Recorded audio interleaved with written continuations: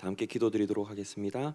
사랑이 많으신 하나님 아버지 감사드립니다. 오늘도 이렇게 저희들 깨워주시고 또한 기도하고 말씀을 나누며 또한 주님 뜻에 순종하기 위해서 이렇게 나옵니다. 하나님 아버지 오늘도 힘주시고 능력 주셔서 하나님의 자녀로 하나님을 사랑하는 사람으로서 주님이 찾으시는 예배자로서 설 수 있는 은혜 있게 해주시옵소서. 감사드리며 예수님 이름으로 기도드립니다. 아멘. 다 함께 성경 봉독하도록 하겠습니다. 오늘 주시는 말씀은 창세기 39장 1절에서부터 23절까지 말씀입니다.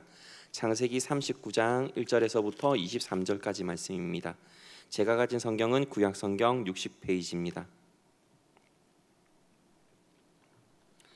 구약 성경 60페이지 창세기 39장 1절에서부터 23절까지 말씀 다 찾으신 줄 알고 한 절씩 교독해서 읽고 마지막 절은 합독해서 읽도록 하겠습니다.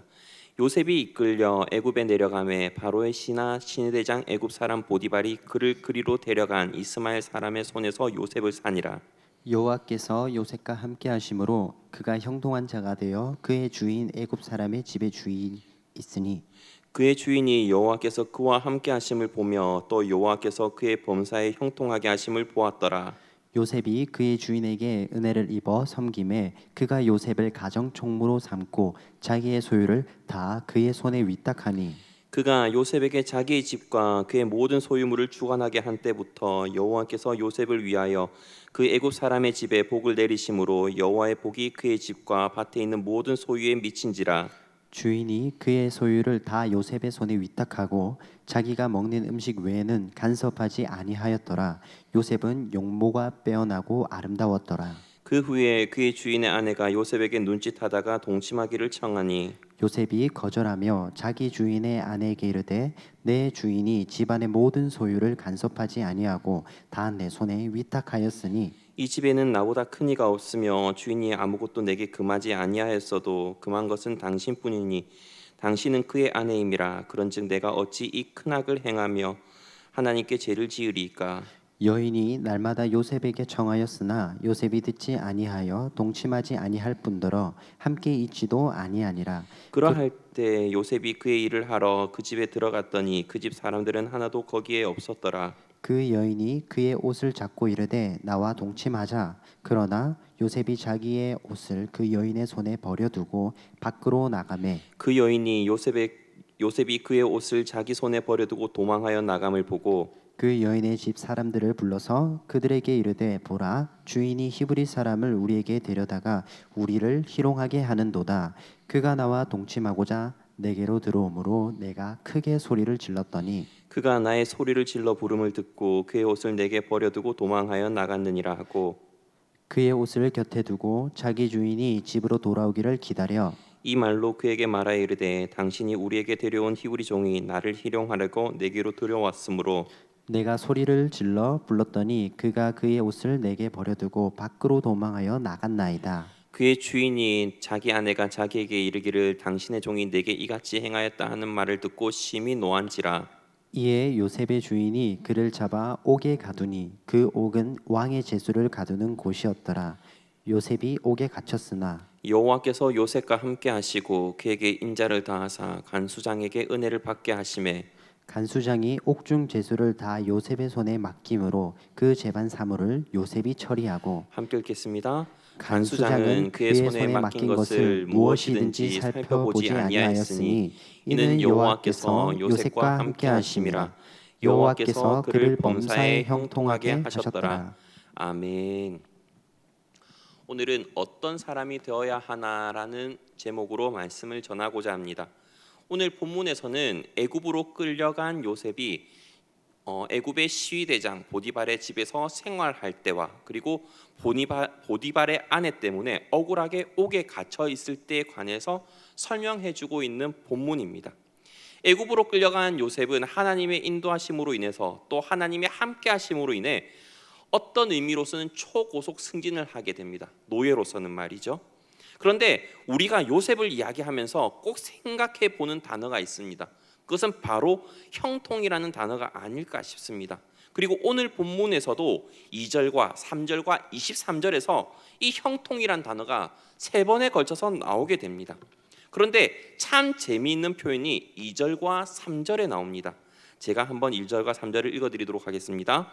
여호와께서 요셉과 함께 하심으로 그가 형통한 자가 되어 그의 주인 애굽 사람의 집에 있으니 그의 주인이 여호와께서 그와 함께 하심을 보며 또 여호와께서 그의 범사에 형통하게 하심을 보았더라라는 말씀입니다. 하나님이 요셉과 함께 해서 형통한 자가 되었습니다. 그런데 하나님이 함께 하시자 누가 그것을 알게 되냐면 그의 주인인 보디발이 그것을 알게 된다는 것입니다. 그래서 3절에서는 그의 주인이 여호와께서 그와 함께 하심을 보며라고 말씀하지 않습니까? 얼마나 하나님의 은혜를 받아 누렸으면 범사에 형통하게 하심을 보았다라고 성경은 말씀하고 있을까요? 이 말은 보디발이 요셉에게 어떤 일을 맡겨주면 한치도 어긋나는 일이 없고 또 모든 일이 술술 풀리고 돈을 맡겨놓으면 이자가 생겨나고 또 물건을 맡기면 그 물건이 배가 되고 등등 어떤 일을 맡겨도 막힘이 없이 술술 형통하게 된다는 이야기 아니겠습니까? 이렇게 하나님이 함께하는 사람은 다른 사람이 보았을 때도 이렇게 표가 나는 사람일 수가 있습니다. 물론 하나님께서 뜻하신 바가 있어 힘든 시련의 시간을 지나는 사람이 있을 수도 있습니다. 하지만 오늘 본문에 있는 요셉은 분명히 하나님이 함께 하셨고 또한 그것을 보며 다른 사람이 하나님이 함께 하시는 것을 보고 형통하다라고 인정을 해 주었다는 것입니다. 그래서 이 보디발은 요셉에게 처음 가정 총무를 시킵니다. 그리고 요셉에게 거의 모든 전권을 주게 됩니다.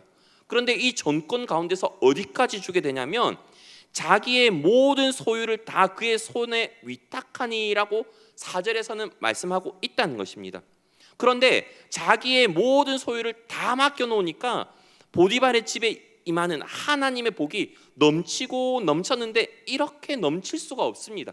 마치 하나님의 법궤가 오베데돔의 집에 있는 동안 그의 집과 모든 소유의 복이 임하지 않습니까?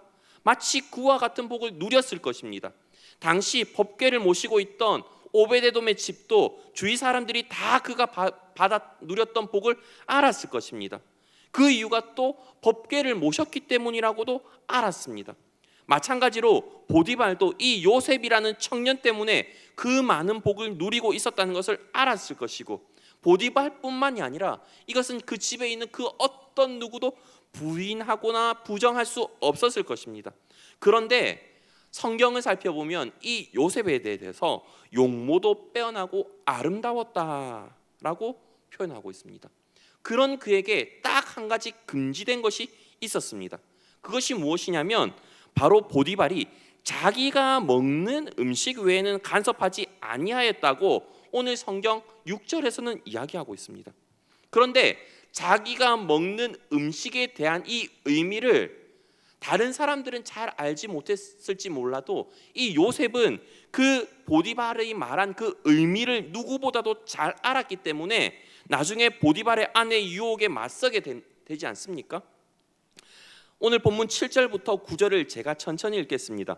그 후에 그의 주인의 아내가 요셉에게 눈짓하다가 동침하기를 청하니 요셉이 거절하며 자기 주인의 아내에게 이르되 내 주인이 집안의 모든 소유를 간섭하지 아니하고 다 내 손에 위탁하였으니 이 집에는 나보다 큰 이가 없으며 주인이 아무것도 내게 금하지 아니하였어도 금한 것은 당신뿐이니 당신은 그의 아내임이라. 그런즉 내가 어찌 이 큰 악을 행하여 하나님께 죄를 지으리까 라고 말씀을 하고 있다는 것입니다. 먼저는 자기 자신을 믿고 집안의 모든 것을 맡겨준 보디발의 믿음을 저버릴 수 없다는 요셉의 고백입니다.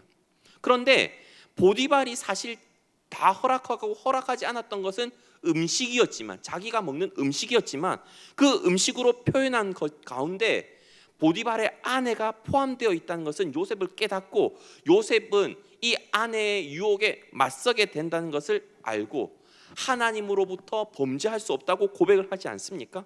그런데 이 부분에서 우리가 생각해 보아야 될 것이 마치 에덴 동산에서 하나님께서는 선악과만은 먹지 말라고 하고 모든 것을 다 마음껏 받아 먹고 누리라고 말씀하신 그 내용이 생각나지 않습니까?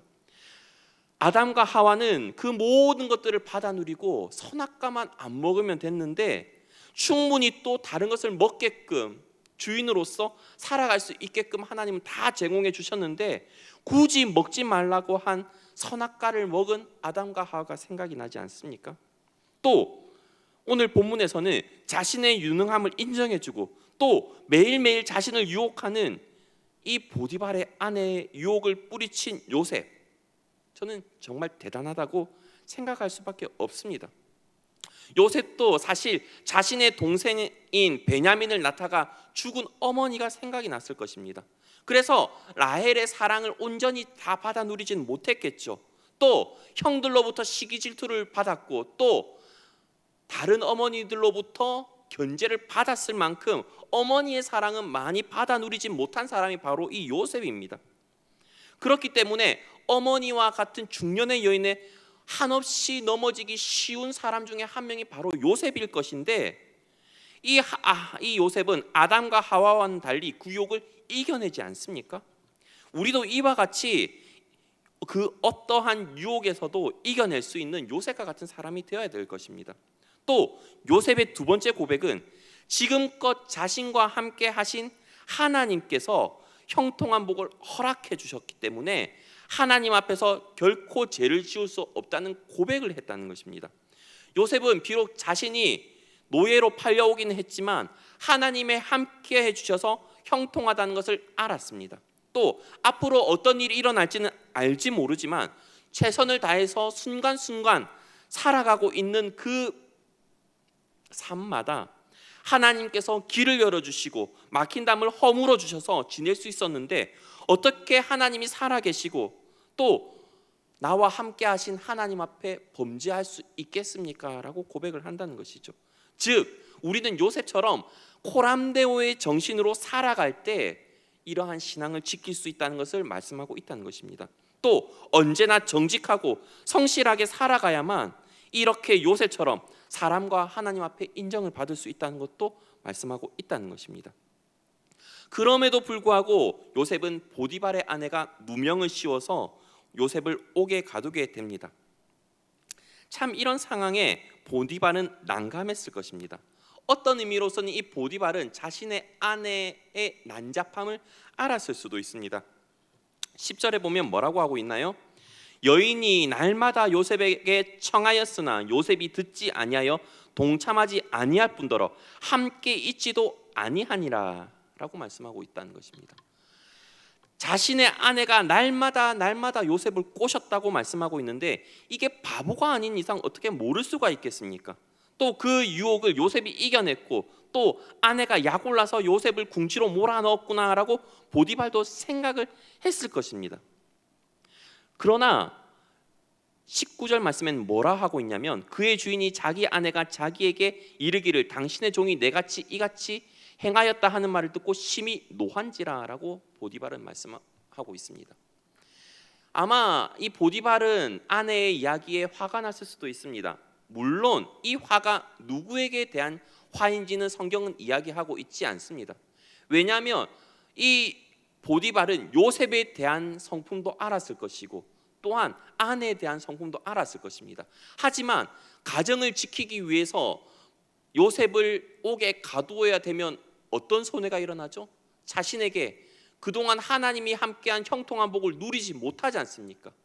그렇다고 요셉의 편에 서자니 가정이 깨어질 수도 있기 때문에 이 요셉을 옥에 보내야 하는 이 보디발은 분노할 수밖에 없었다는 것입니다. 그러나 이 보디발은 이 요셉을 어디에 보내게 되냐면 왕의 제수를 가두는 곳에 요셉을 보내게 되었습니다. 원래 당시 노예가 주인의 철을 강간하려고 했다면 그 죄는 즉결 처분이라서 돌에 맞아 죽어도 마땅합니다. 그럼에도 불구하고 요셉은 왕의 제수들만 갈 수 있는 곳에 가지 않습니까? 이것은 보디발이 자신의 아내의 말을 믿지 않았다는 증거가 되기도 합니다. 그럼에도 불구하고 요셉에게 아무런 처분을 내리지 않으면 아까 말했다시피 가정이 깨어질 수가 있거나 아니면 가정에 불화가 생길 수밖에 없었기 때문에 이 요셉을 왕의 제수들만 가는 곳에 보내게 되고 또 그곳에서는 하나님께서는 새로운 일을 계획해 나가는 것을 우리는 알 수 있습니다. 하나님께서는 보디발의 집에서 있었던 것처럼 간수장에게 은혜를 받게 하셨습니다. 22절과 23절입니다. 같이 읽겠습니다. 간수장이 옥중 제수를 다 요셉의 손에 맡김으로 그 재반 사물을 요셉이 처리하고 간수장은 그의 손에 맡긴 것을 무엇이든지 살펴보지 아니하였으니 이는 여호와께서 요셉과 함께 하심이라. 여호와께서 그를 범사에 형통하게 하셨더라라는 말씀입니다. 우리는 오늘 본문을 생각하면서 함께 생각해 보고 싶은 것이 있습니다. 제일 먼저는 자신의 환경과 처지가 어떠하든지 하나님이 함께 하심을 믿고 사는 사람은 복이 있다는 것입니다. 요셉은 자신이 비록 형들에 의해서 애굽의 노예로 팔려왔지만 그곳에서 실망하거나 낙담하거나 좌절하는 모습을 보이지 않았습니다. 오히려 자기 주인의 집에 복을 주기 위해서 최선을 다한 모습을 우리는 살펴보았습니다. 그리고 그렇게 최선을 다하고 성실한 모습 가운데 하나님께서 함께 하시고 또 그 모든 일에서 형통하였다는 것을 알 수 있습니다. 우리가 여기에 주목해야 됩니다. 우리는 흔히 이렇게 고백합니다. 주님이 나와 함께 하십니다라고 말입니다. 그런데 형통하십니까? 내가 어디에 있든지 무엇을 하든지 주님이 나와 함께 하신다고 고백을 하지만 형통하십니까? 라고 질문을 했을 때 예 라고 대답하실 분은 아마 그렇게 많지는 않으실 것입니다. 왜냐하면 이것이 우리와 요셉과의 차이이기 때문입니다. 우리는 그냥 단순히 하나님이 나와 함께 하십니다라고 입술로만 고백을 하는 것이죠. 믿는 하나님을 믿으면서 살아가는 것이 아니라 그렇게 하나님이 나와 함께 하십니다라고 생각을 하면서 살아갑니다. 그러나 요셉은 하나님이 나와 함께 계심을 믿고 순간순간 자신의 처지를 잊지 않으면서도 최선을 다해서 살아간다는 것입니다. 이전에는 도련님이었습니다. 막강한 부와 권력을 누리고 있었을 수도 있습니다. 그러나 그 모든 상황 가운데 역전이 되어서 노예가 되었지만 그 상황 가운데서도 최선을 다하는 모습 가운데 하나님은 함께 하신다는 것입니다. 어떻게 보면 그 누가 보아도 하나님이 함께 하시지 않는 것처럼 보일 수 있지만 최선을 다하고 성실한 모습 가운데 하나님은 함께 하신다는 것 우리가 기억해야 될 것입니다. 그렇기 때문에 우리는 믿어야 합니다.